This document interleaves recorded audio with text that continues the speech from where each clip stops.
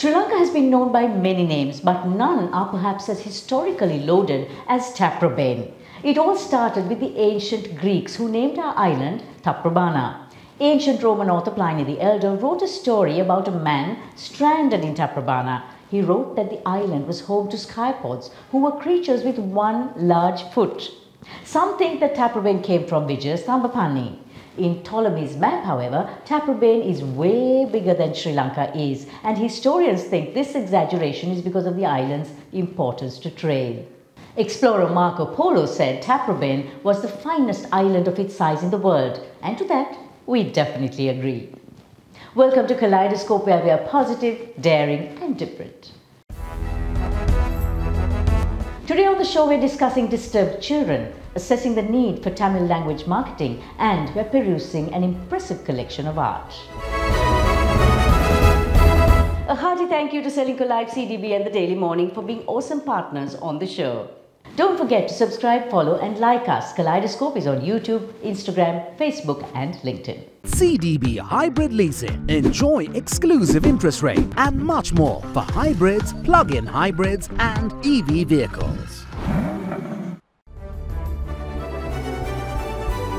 Let's have a look at the week that was on CDB Snapshot. The Paris Club asks the US court to grant Sri Lanka's plea for a stay order extension in the case filed by Hamilton Reserve Bank to safeguard the ongoing debt restructuring process. Sri Lanka's foreign reserves increased to $4,517 million in February. Sri Lanka's worker remittances in the first 2 months of 2024 are at $963 million, 14% higher than last year. Corporate earnings for Sri Lanka grow by 90% year-on-year in 2023's fourth quarter. India signs a high-value free trade agreement with non-EU members Norway, Switzerland, Iceland and Liechtenstein. India introduces its first AI teacher named Iris to a school in Kerala. She's had 0 absences so far.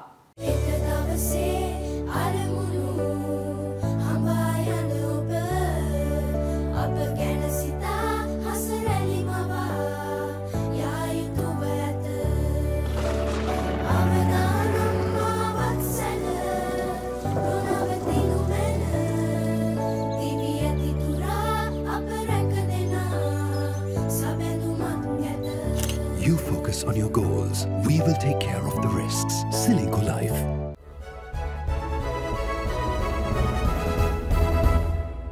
Welcome to Srilanka Live News Capsule. Did you know that 25% of Sri Lankans use Tamil as their primary language? But it's translations that are used to communicate advertisements originally written in English or Sinhala.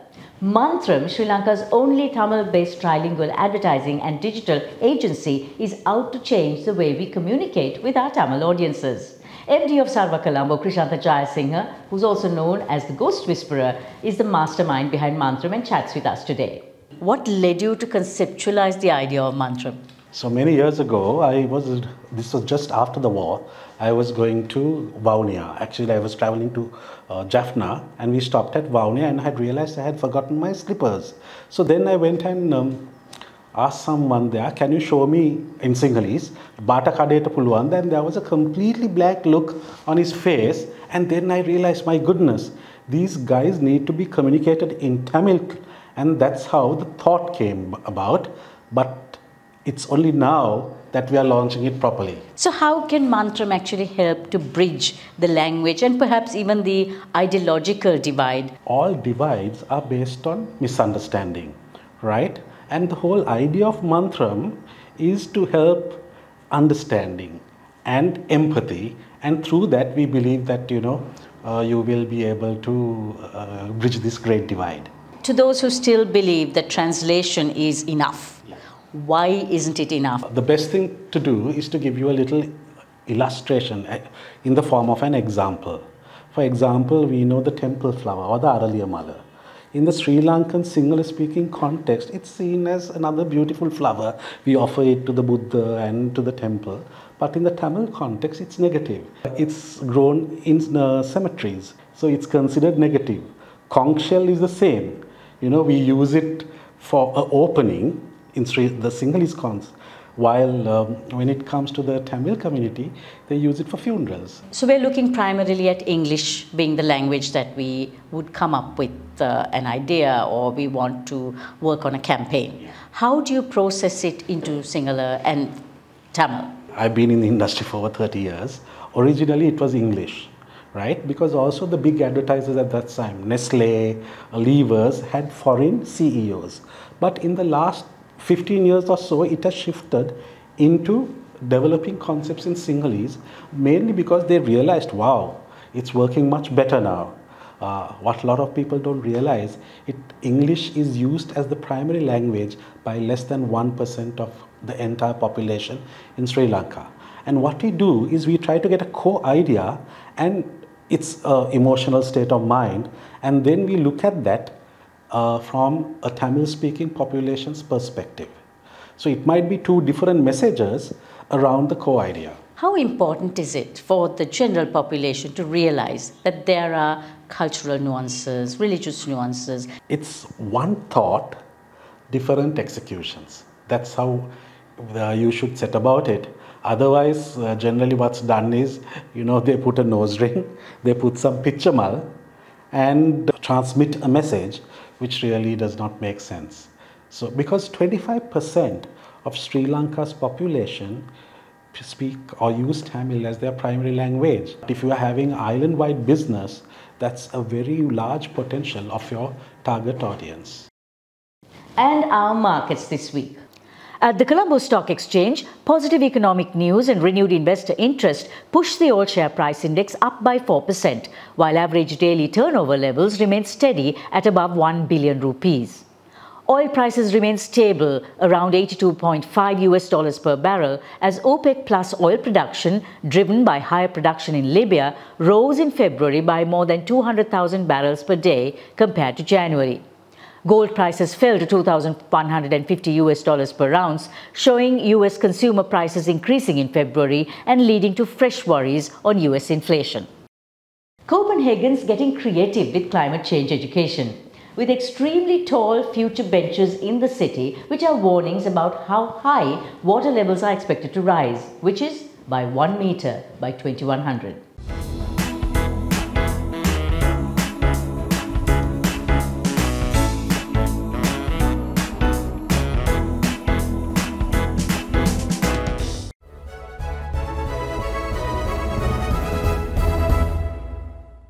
She was recently awarded the Universities Network Award 2023 by the Universities Network for Children in Armed Conflict. This is for her sensitivity and commitment towards children in armed and difficult situations. Meet Marini D'Oliveira, a human rights lawyer, social activist and legal scholar, a former chairperson of the National Child Protection Authority and founder and chair of Sisters at Law, which is a free legal service to support survivors of domestic and gender-based violence. Marini joined me with some insights on often untouched topics about children and the dangers that threaten them. What a wonderful, wonderful accolade for all the hard work you do. Now, that award actually highlights lots of issues that have been swept under the carpet. What has been the most difficult issue that you've grappled with? It's about a child being trafficked by her own mother. And the mother was arrested, and the child also went to prison with the mother. And the child couldn't understand what was happening. And then the child was sent to an orphanage, and the child suffered secondary victimization. So by the time I got the child was completely broken and could not understand why she could not be with the mother and see the mother. And how old was this child? 10 years. So you've worked with children who have been in war, who have participated in war, who have been displaced because of war. What are your biggest takeaways from your interactions with these children? That it's possible to rehabilitate them with lots of love, understanding, care, empathy. And there is no fixed mold of rehabilitating them. Each child requires different kind of therapy, love, patience, understanding, empathy, and the Commissioner General of Rehabilitation did a marvelous job with these children. And we did a lot of art therapy, drama therapy, dance therapy, and little by little they came out of the shell. And today they are doing very well. They have integrated into their societies, and they are like normal, productive citizens of this country. I know there's no one size fits all, but in general, what are the fundamentals you employ in that rehabilitation process? We try to get close to the child because there is lack of trust. When we go from the south to the camps in Telipalai and Vaunia, they were very unfriendly, and there was no eye contact, and they were not willing to talk to us. So little by little, with the use of music, painting, lots of splashes of paint, you can get them to come round and work with you and open up. How does the community react when these children come back? That was very difficult. So the immediate family and the neighbors, we had to prepare them beforehand.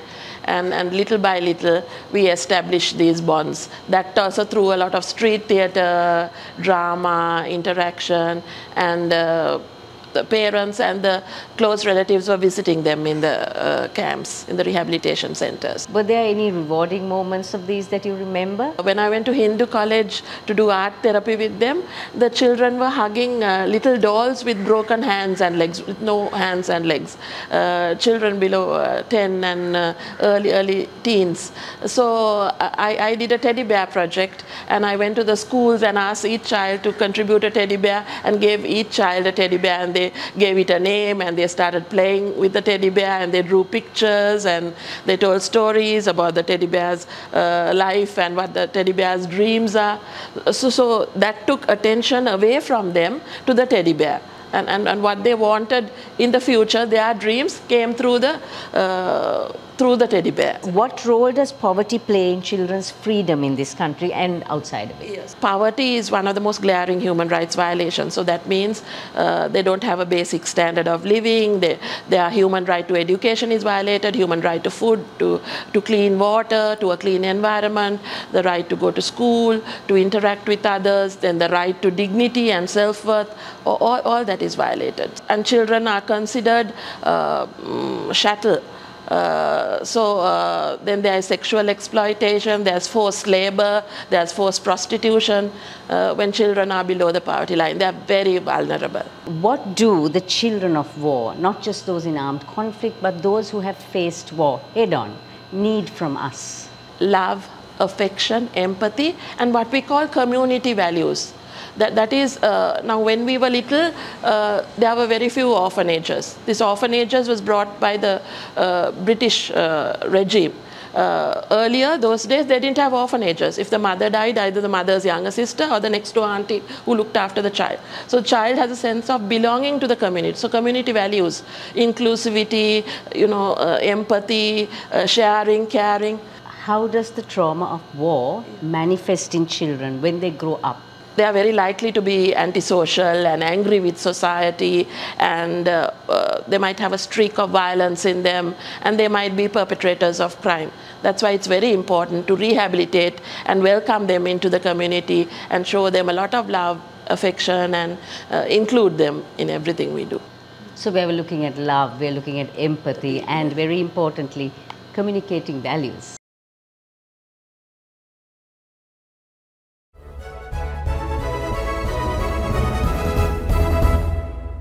I am at Pivot Glide Echo, the inaugural exhibition of colour, bringing together modern and contemporary artists in various forms of mediums. It navigates aesthetic sensibilities and creative pursuits of what Lionel Wendt was all about, and brings together a collective of intergenerational modern and contemporary artists who form the surrounds of the catalyst that is Lionel Wendt.